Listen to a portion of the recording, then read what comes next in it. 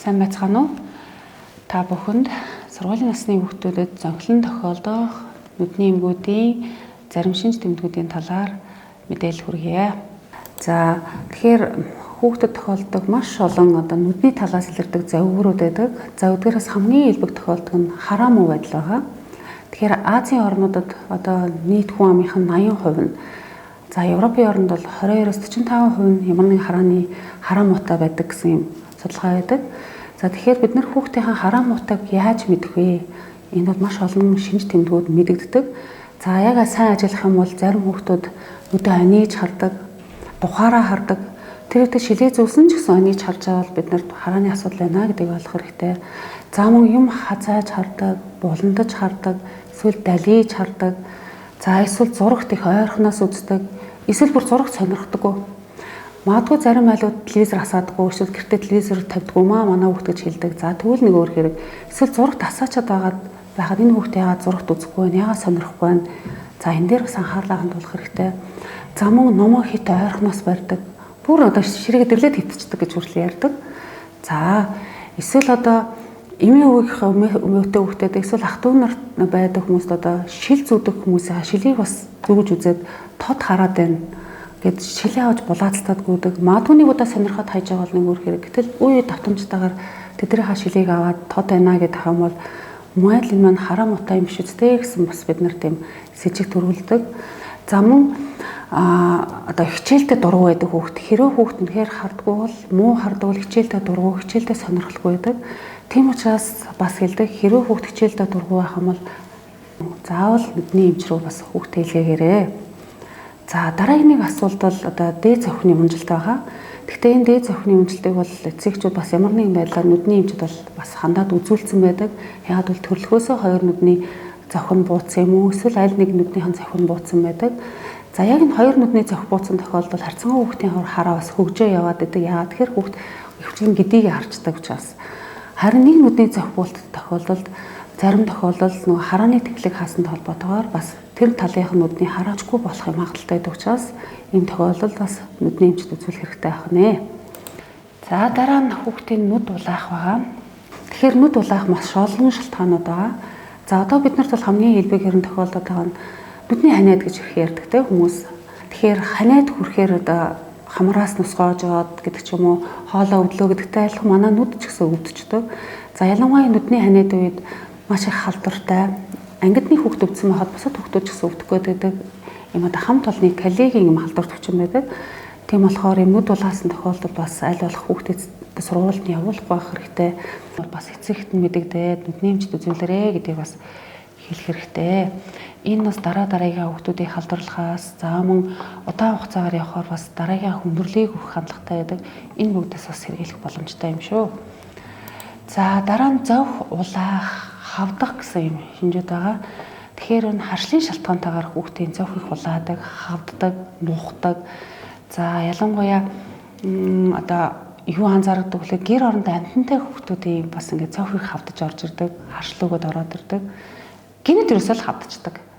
За ингээд сонсоод ахаар ямар нэг амьтанд хичээдэг ч юм уу нэг эсвэл гэр оронд нурман логоо гэдэг ч юм уу хавдаж орж ирдэг. За мөн завх улаадаг. Хэрвээ завх улаагаал хавдаад ирвэл энэ бол ямар нэгэн халдрын шинж вэ шүү гэдгийг хэлдэг. За ялангуяа энэ хүүхд дээр шүдэн өвдсөн, хамар битүүрдэг, бид нар гамрид гэж ярьдаг. Энэ өвчний үед за энэ идээд халдвар маань нүдний хар руу шууд дамждаг. Тийм учраас нүдийг бүлтүүлгээд завхийг хавдуулаад улаалгаад ингээд дараагийнхаа хүндрэлийг өгдөг юм аюултай юм байдаг. Тийм учраас бас энэ дээр нүд гэж нүдний завхны хавангаас гадна бас энэ дээр чих хамар хоолойны талыг бас анзаарч авах хэрэгтэй гэдгийг бас эцэгт нь зөвлөх хэрэгтэй байна. За дараа нь завхин дээр юм гарах. Завхин дээр юм гарчлаа л гэдэг. Нэг бондгор юм гарчлаа. Доошоо харахаар их тод харагдаад байна гэж ярьдаг. За энэ юу гэдэг вэ гэхээр манайхаар бол халазион гэж нэрлэдэг байгаа. Тэгэхээр нүдний эрен тойрон 30-аас 40 ширхэг тосны цорго байдаг. Энэ цорго маань хүний нүдийг аних болгонд тос ялгаруулаад нүдийг тосолж яадаг. Тэгэхээр энэ цоргоны нэг нь бүлэрхөөр энэ бондгор товчиг юм гарчдаг байгаа. Тэгэхээр ерөнхийдөө хүүхдийн хувьд жоохон дархлаа султай 6-7 насд хүртлийн хүүхдүүд бол илүүтэй их гар хандлагатай. За чихэр хиддэг бол бас энэ их гар хандлагатай байдаг. За энэ процессын зарим тохиолдолд улааж хавдах юм бол одоо эдээд процессыг хүнрэхээр манай дээр бас энийг яралтай мэслэгээ гэж цэвэрлж авдаг байгаа. Дараагийн нэг зүйл нь бол энэ өвдөг байгаа. За өвдөх болохоор сормуусны хүүдийн үрслэдэг. За энэ сормуусны хүүдийн үрсэл нь ерөнхийдөө нэг 7 хоногийн дотор өөрөө яваад идэрдэг. Тухайд гарлаа, хавдлаа, баг зэрэг идэ галаа, цус гарлаа ингээд 7 хоногийн дотор өөрөө идэрдэг. Тэгэхээр хүмүүсийн дунд нэг юм ойлголт байдаг. Өвдгийг өвдгөр давна зүгээр болгоцсон гэсэн. Тэгэхээр өвдгийг өвдгөр давна гэж байхгүй ийм ойлголт байдгүй шүү. За дараа нь одоо албадмал байрлаа. Өөрөлдвөл гэлжгээ хардаг ч юм уу, хазааж хардаг ч юм уу. За энэ болохоор нэгдүгээр хялар байгаа хялар хардаг хүмүүсээс толгой хазгаа тавьж хардаг. Эсвэл хараа муу байх юм бол сая дээр дурдсан толгой хазгаа тавьж харж болно. За мөн дээд цохны унжилт байх юм бол хэлсэн хоошоо гидээж хардаг. За мөн гэлжгийн хүзий байгаа. За энэ бас одоо толгой хазгаа тавих юм шалтгаан болдог.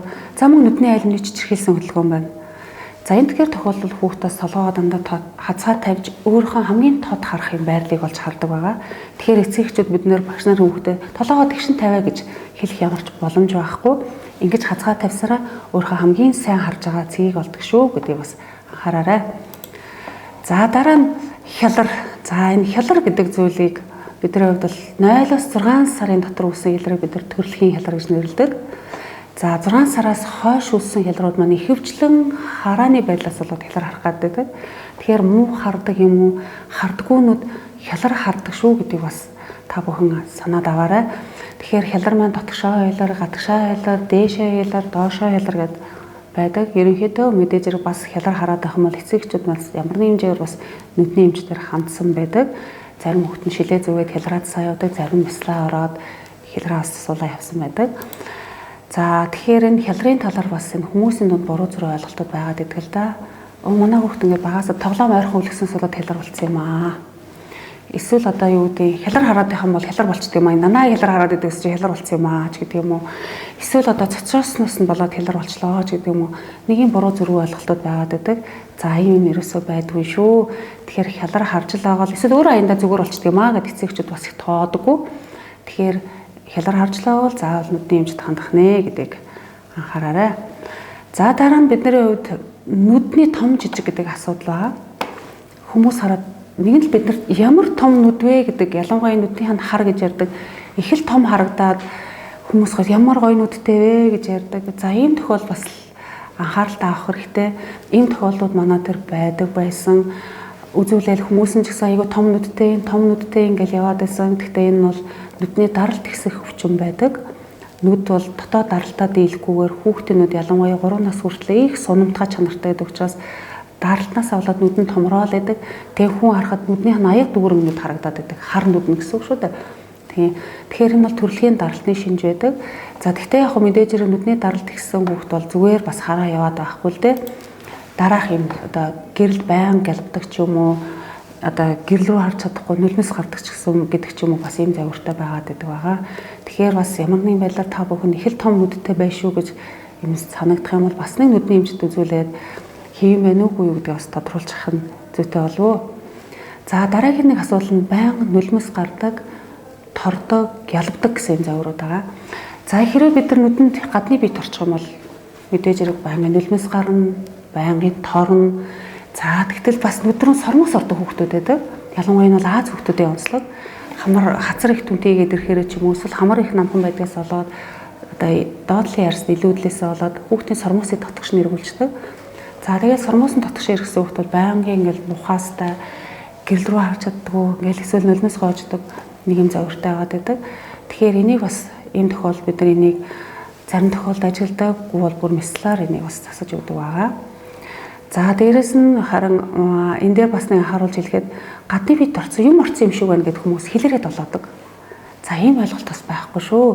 Хэл гэдэг зүйл бол хамгийн их бактери агуулсан зүйл байдаг учраас нүдийн хэлээрээ долооно гэсэн ойлголт байхгүй. За дараагийн нэг асуудал бол байнга нуугтаад байдаг. Зам сормоос орсноос болоод жижигээр нуух татаад байдаг. Эсвэл төрөлхийн нулимсны замын мөглөлтөй байх юм бол нуух татдаг. Эсвэл нөгөө ханаа томооноосаа болоод нуух татаад байдаг. За энэ тохиолдолд мөн адил бас нүдний эмчт үзүүлээрэ. Мөн нүдний шарах үүсчихсэн тохиолдолд мөн нуугддаг, гэрэлд галбдаг, тордог гэсэн заврууд илэрдэг.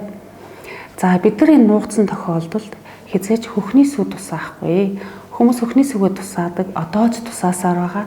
За энэ бол болохгүй. Яг бол хөхний сүг гэдэг бол өөрөө тэр чигээрээ бактерийг тэтгдэг, тижээдэг юм орчин байдаг шүү. Тийм учраас хөхний сүг хизээч тусааж болохгүй. За дараагийн нэг асуудал нь нүд цайрч харагдах гэж байгаа. За нүд бол цайрч харагдах бол бидний хар нүд нь их цайрч харагдаад байх нэ. Тэгэхээр нүд цайрч хардаг юмнуудын тухайлбал нүдний болор цайх өвчин байна. За бүр торлогийн хавдар байдаг, маш ховор тохиолдог хүүхдийн төрлийн хавдар байна. Зам өндөр хар бүрхүүлийн одоо цагаан үн гэж ярьдаг хүмүүс цагаан үсэн юм нүднүүд байдаг. За тэгэхээр яг мэдээж зэрэг ийм хүмүүс бас тодорхой хэмжээгээр нүдний эмчэд хандаад үзүүлсэн байдаг учраас бас тодорхой хэмжээний хэмжээнүүдийг авсан явдаг байхаа гэж бодож байна. За дараа нь гэмтэл байна. Ялангуяа энэ одоо хүүхдийн сургуулийн орчинд гэмтлүүд их тохиолддог. Гэмтэх зүйл нь бол одоо бидний гар дор байгаа зүйлүүд л байгаа. Жишээлбэл бие нэг мөргөх, дэгээдэх, түлхэх, харандаа шидэх, бал шидэх, шугам шидэх, хаалганы наанцаа одоо хаалгаа төлөвлөж байгаа шил хаарах гэдэг юм уу те. Иймэрхүү байдлаар гэмтдэг. Бүр нүдний шил нүртэл хаараад нүдэ гэмтэх юм тохиолдлууд байдаг. За энд бол зохины гэмтлүүд маш их ирдэг. За мөн нүдэ гэмтдэг. За нүд гэмтэн гэдэг бол та бүхэн мэдж байгаа хэрвээ хүн одоо бас одоо муур отоход хүний биенд гидснээ одоо хевлээдээ нэг том шарахад хүн амьдрах уугүй юу гэдэг асуудал яригддаг. Адилхан манай нүд нэг л гэмтэл авчих юм бол за одоо харах асуудлыг хэцүү, эргэтэн хിവэр үлдэх гэдэг асуудал нь бол хэцүү болдог. Тийм учраас одоо хүүхдүүдийн орчинд энэ гэмтлээс сэргийлэх тал дээр эцэгчүүд байнга багш нар бол байнга хэлж явах хэрэгтэй. Ялангуяа энэ бие нөргөө юм шидэлцэх асуудал юусаа байж болохгүй. За тэгэхээр энэ хүүхдүүдийн хувьд манай эцэгчүүд багш нар бас анхаарах зүйл нүдний гэмтэл авахаар гэмтлийн эмнэлэг рүү явуулцдаг. Тэгэхээр гэмтлийн эмнэлэг бол хизээч нүдний гэмтлийг авдаггүй. Нүдний гэмтлийг зөвхөн их хүүхдийн эрүүл мэндийн үндэсний төвийн нүдний мэсийн тасах хэвтэж хэмжүүлдэг учраас та бүхэн заавал их нас руу илгээх нэ. Үргэлж цаг алдууж болохгүй шүү гэсэн үг. За дараагийн нэг асуудал нь бол түлэгдэл байгаа. За ялангуяа одоо сургуулийн орчинд би яг сайн хэлж мэдэхгүй магадгүй хим физикийн хичээл орохоор хүүхдүүд бас янз бүрийн хим урвалтай бас одоо харцдаг болов уу гэж бодож байна. Тэгэхээр энэ төлөвлөлүүд дотор одоо хүчил, шүүлт, за мөн одоо халууны төлөвлөлүүд гээл байж байгаа. За тэгэхээр хамгийн аюултай төлөвлөлүүд бидний шүлтийн төлөвлөл байдаг. Одоо та бүхэн мэдж байгаа гэртээ айлуудад ерөнхийдөө нэг перманганат калий гэдэг хүүхдийг нөгөө жоох хүүхдийг усанд оруулдаг юм нэг ягаан өнгөтэй бодис байдаг. Тэрэнд хүүхдүүд их түлэгдэх гэдэг. Тэгтэл энэ шүлтийн төлөвлөл бол хамгийн аюултай төлөвлөл байдаг. Хүний нүдийг эргэц сэрэхгүйгээр одоо бүх хэдийг нь гүннээ хүртэл нэвтэрч төлдөг юм аюултай байдаг. Тэгэхээр бид нар энэ төлөвлөл авсан тохиолдолд хамгийн эхлээд ерөөсөө карантины хавсаар аль байдаг боломжоор карантины усаар сайн угааж өгөх хэрэгтэй. Энэ бол хамгийн анхны тусламж гэдэг ойлгох хэрэгтэй. За мөн гэмтэл авсан тохиолдолд мөн аль маш хурдан зөвхөн боолт хийж өгөөл эмнэлгийн газар руу нэлгээнэ гэдэг та бүхэн ойлгоорой. За ингээд анхаарал тавьсан та бүхэнд баярлалаа.